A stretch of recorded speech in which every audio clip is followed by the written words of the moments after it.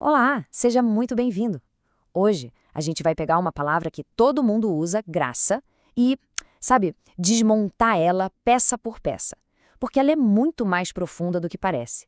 Vamos mergulhar fundo para entender o que ela significa de verdade. Pois é, essa é a pergunta de 1 milhão, né? O que é graça, afinal? É um favor? É perdão? É um presente? A resposta é um pouco de tudo isso e mais um bocado. E é exatamente essa riqueza que a gente vai explorar hoje. Então, como a gente vai fazer isso? Olha só o nosso caminho. Primeiro, a gente parte dessa questão principal. Depois, vamos abrir as 3 dimensões da graça. Daí, a gente viaja lá para o Antigo Testamento para ver as raízes, passa pelo Novo Testamento para ver onde tudo isso chegou e, no final, a gente junta tudo para ter a imagem completa. Bem direto. Beleza, então vamos começar pelo nosso ponto de partida, a nossa estrutura principal, as 3 dimensões da graça. Pensa nisso como uma espécie de lente, sabe? Para ajudar a gente a organizar tudo que vem pela frente. E quais são elas? Bom, tá aí. Primeiro, a gente tem a graça como um favor de Deus. Segundo, como uma misericórdia que redime, que resgata. E terceiro, como a revelação final que a gente encontra em Cristo. São esses 3 pilares que vão guiar nossa conversa. E olha, para entender bem os 2 primeiros, o favor e a misericórdia, a gente precisa voltar no tempo e lá na fonte. Certo. Então, vamos fundo nisso. Para entender a graça de verdade, a gente tem que ir lá nas origens dela. E isso nos leva direto para o Antigo Testamento, para umas palavras em hebraico que são a base de tudo, a fundação dos conceitos de favor e de amor leal. E aqui a gente encontra 2 palavras-chave, fundamentais mesmo. De um lado, a gente tem Shen. Pense em Shen como encontrar favor. É a raiz daquela nossa primeira dimensão. Do outro lado, tem Chesed. Essa já é diferente. É sobre um amor leal, fiel, que vem de uma aliança, sabe? E essa é o coração da nossa segunda dimensão. São como 2 faces da mesma moeda, se complementando. Shen, então, é basicamente a ideia de ser aceito, de receber uma boa vontade que, honestamente, não era merecida. É um ato de pura generosidade de alguém que está numa posição superior para com um inferior. E olha que exemplo perfeito. A Bíblia diz que Noé achou graça, ou seja, achou Shen aos olhos do Senhor. Ele não fez nada específico para merecer aquilo naquele momento. Ele simplesmente encontrou favor.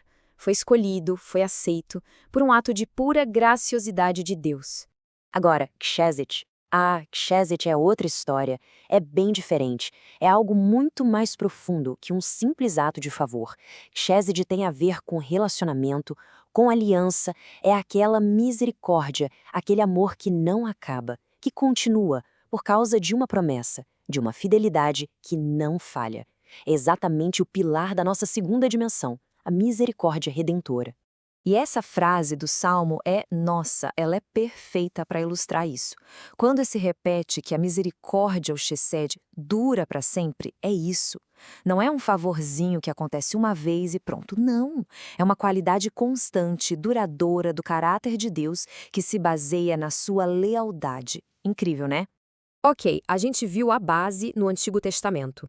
Agora vamos avançar um pouco no tempo, porque quando a gente chega no Novo Testamento, esse conceito todo, ele evolui, ele se condensa em uma única palavra grega.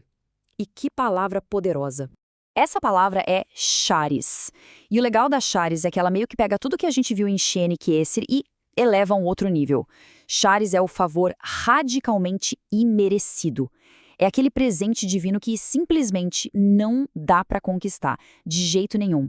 E essa charis tem umas características bem marcantes. Primeiro, é de graça, de verdade. Não tem como comprar ou merecer. Segundo, o propósito dela é profundo, é gerar salvação, uma transformação total. E o ponto mais importante de todos, ela está completamente amarrada, ligada à obra de Cristo. E aqui vem a grande virada. O ponto crucial é esse. A graça, a charis, deixa de ser só uma ideia, só um conceito abstrato, sabe? Ela se torna algo concreto, tangível, pessoal. É exatamente assim que o Evangelho de João descreve Jesus. Ele é a personificação da charis. Presta atenção nisso. Ele não só traz a graça, ele é a graça, na sua forma mais completa, mais pura. E esse versículo é um divisor de águas. Ele faz um contraste muito claro. De um lado, a lei, que veio por Moisés, e mostrava o padrão. Do outro, a graça e a verdade que vieram por Jesus Cristo e oferecem um presente. É através dele que a graça se revela por completo. Beleza, a gente viajou pelo Antigo Testamento, pelo Novo. Agora chegou a hora de juntar todas as peças do quebra-cabeça. Vamos ver como aquelas palavras antigas se encaixam direitinho na nossa estrutura de 3 dimensões para finalmente pintar o retrato completo.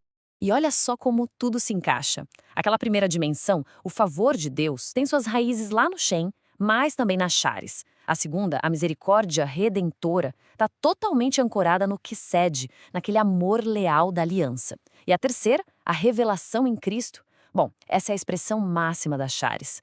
Viu só? As peças se encaixam perfeitamente. E para a gente fechar, fica uma pergunta, uma reflexão mesmo. Quando a gente para de ver a graça como uma coisa só e começa a enxergar como esse presente de várias facetas, favor, lealdade, salvação, como é que isso muda a nossa perspectiva sobre ela? É algo para a gente pensar, com certeza.